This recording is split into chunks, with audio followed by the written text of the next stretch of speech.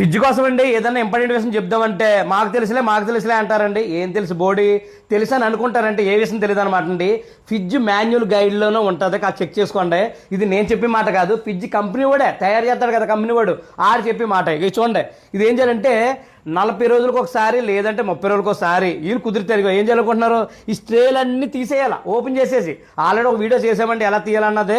ఈ స్ట్రేలన్నీ తీసేసేసి శుభ్రంగా వాష్ చేసేయండి, షాంపూ పెట్టి బయట పెట్టండి ఎండలోని. తర్వాత ఈ ఫ్రిడ్జ్ని కూడా పెగ్గ కూడా తీసేయండి, పెగ్గ ఉండి మాత్రం చేయొద్దు, కరెంట్ కట్టేయండి.